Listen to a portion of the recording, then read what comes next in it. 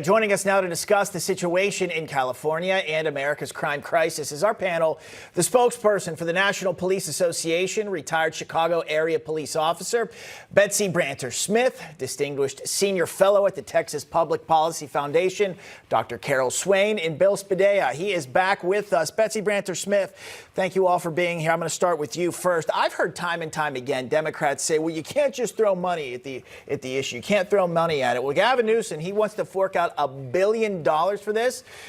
Betsy, I think you might have something to say about letting police do their job, let law enforcement do their work. What do you think?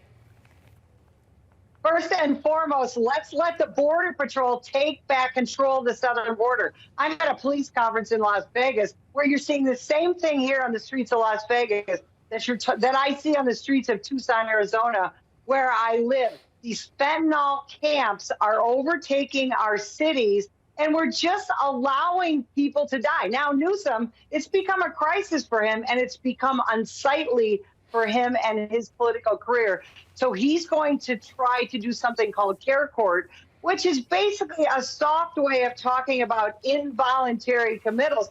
But the mental health advocates are already jumping in and saying, you can't tell people what to do, you can't tell people what medication to take, and you can't put people in places they don't want to be. So where are they going to be? They're going to be on the streets, still overdosing. And again, cops can do almost nothing because of this 3 years of being vilified, and 9 out of 10 police departments are shorthanded.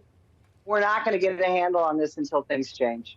Dr. Swain, Betsy referenced, first we got to go down to the border and actually close it up so all of these drug dealers can't continue to come in and to bring fentanyl in, those cartels setting more and more drugs in by the day. What do you think is really at the root of this problem? Is it liberal lawmakers? Is it the border? Is it a combination thereof? Is it our criminal justice system? Try to put this in perspective for us. I would say that it's a combination of all the above, including a mental health crisis that closed insane asylums, many, many decades ago.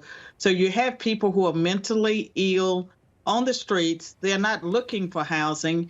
And I can tell you that a conservatorship will not work because you cannot force someone to take medication. The conservator would not have any more success than the medical system. If a person doesn't want to take their medications, if they don't want to live inside of a house or an institutional structure, they're not going to do so.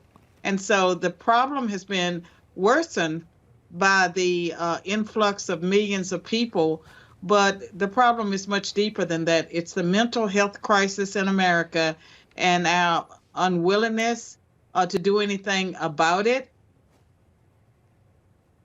Okay, Carol, thank you for that. Bill, you're going to be up next here. I want to set you up with something. Today, the House Judiciary Committee, they held a forum on crime in your city of Chicago, or excuse me, not your city, talking about this, but Ohio Congressman Jim Jordan, he commented on that.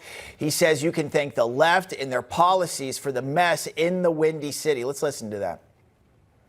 When you let bad guys stay on the street, you shouldn't be surprised when you get more crime. When you defund the police, you shouldn't be surprised when you get more crime. When you pass legislation that ends cash bail, you shouldn't be surprised when you get more crime. And when you do all those things, you shouldn't be surprised that we have, a 1,700 police officer shortage in the city.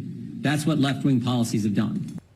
Bill, your thoughts on the left-wing policies there? Yeah, well, first of all, I think we have to go back to San Francisco to even understand Chicago. Anybody that values individual liberty should be very concerned, if not outright frightened, that you have a governor in Gavin Newsom who may well be a leading contender for the presidency, so willing to quickly take away people's individual rights. The problem here is a lack of law enforcement. Jim Jordan is 100% right. You cannot get rid of bail in the name of bail reform and tolerance and just let people out on the streets. You have to take the Rudy Giuliani approach when he became mayor of New York City, inheriting a complete mess in the 90s. He started enforcing low-level crimes. It cleaned up the city inside of just a year. They dropped the murder rate, dropped the drug overdose rate. Everything started to work because police officers were doing their job. That's where we need to get back to. All right, very well said. Wish we had more time for these expert voices. Of course, Bill Spadia, Betsy Brantner-Smith, and Dr. Carol Swain. Thanks so much for being with us. And Bill Spadia, you stay right there.